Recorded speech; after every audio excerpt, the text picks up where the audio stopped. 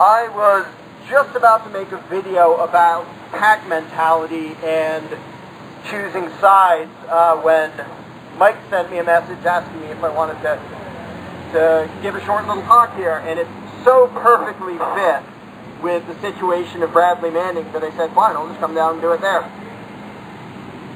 For all the progress that humanity has made over the past several thousand years, too many people still think in terms of groups and packs and teams. They think in terms of my race versus your race, or my religion versus your religion, or my political party versus your political party, or my country versus your country. Too many people think in terms of groups instead of principles. We use words like we and you and they in completely inaccurate ways that divide us. I hear people say, well, back when we invaded Iraq, I didn't invade Iraq.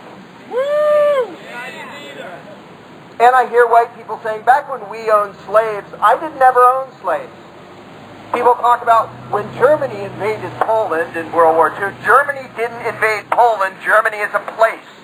Places don't invade other places.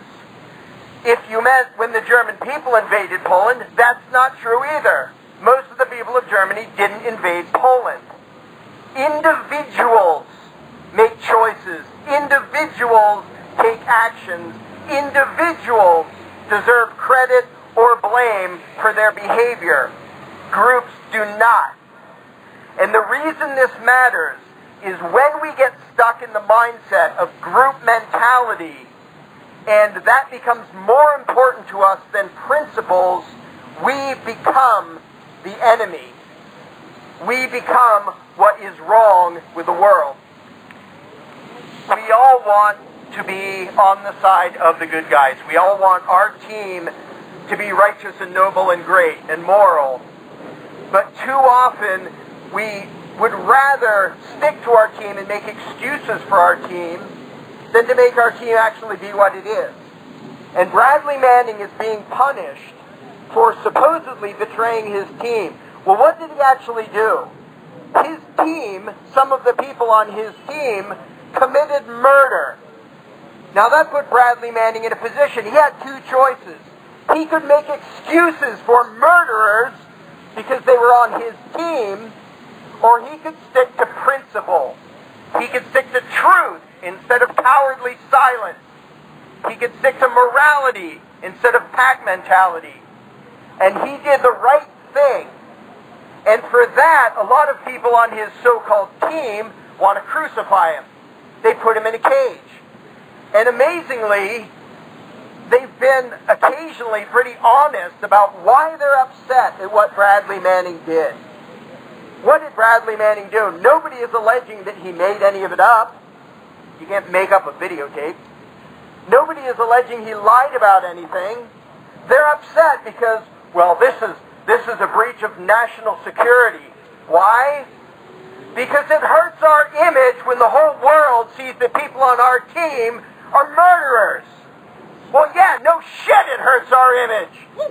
Is the solution to silence it and act like a bunch of fascists? Or is the solution to stop committing murder?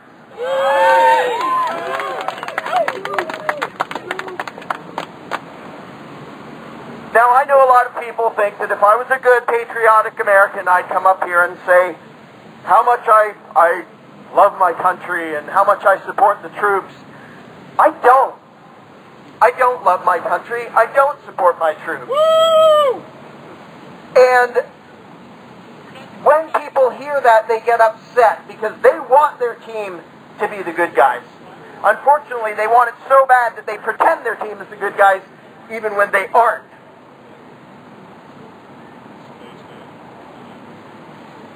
Now, across the country today, there are groups like this one speaking out about Bradley Manning, who, as I said, chose truth over a lie and chose morality over blind loyalty to his gang.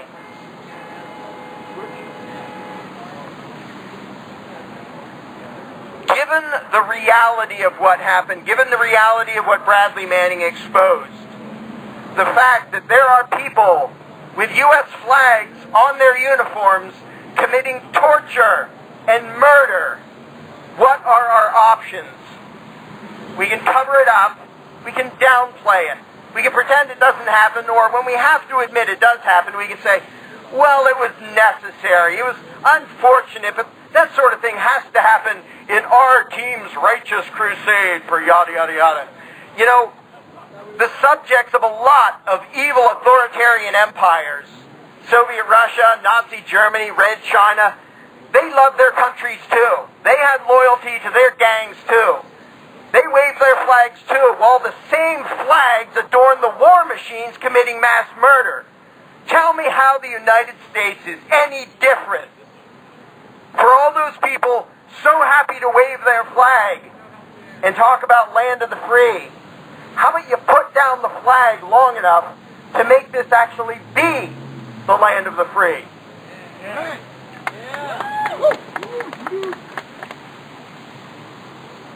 A particular saying that's thankfully gone out of vogue in the last few decades is, my country, right or wrong. And that saying always just sickened me. What it says is, I'm going to stick by my gang even if I know they're committing evil. Really? That's the best we can do? That's what the United States should be? I'm loyal to a bunch of bloodthirsty murderers because, hey, they come from the same piece of dirt that I do? That is not good enough. There is another expression that's still common, which is, my enemy's enemy is my friend. That is not true. I don't care what flag you fly. I don't care what language you speak. I don't care what country you live in.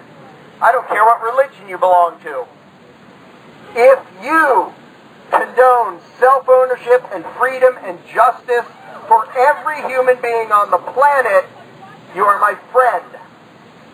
If you advocate the oppression or the assault against any human being on the planet, you are my enemy.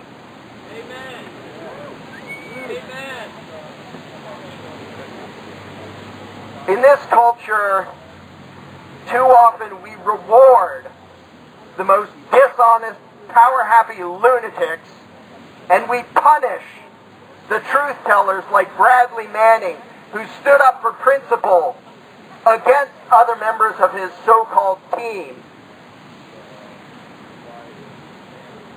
So, to Mr. and Mrs. America, not the crowd here, because you guys already know what's going on, but to Mr. and Mrs. America, if you want the United States of America to have the respect and adoration of the rest of the world, the way to do that is not to cover up misdeeds done by Americans.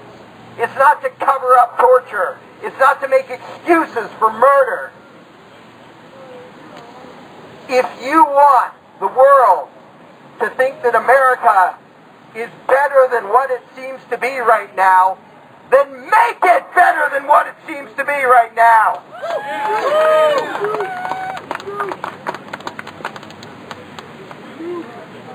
Too many people spend their time bickering over Tweedledee or Tweedledum should rule the world. We get sociopathic, collectivist warmongers, Bush, Obama, big freaking difference.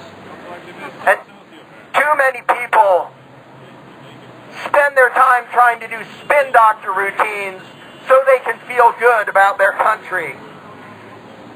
If you actually want to feel good about your country, then we really need to put some real world meaning back into the words liberty and justice for all. Free Manning now.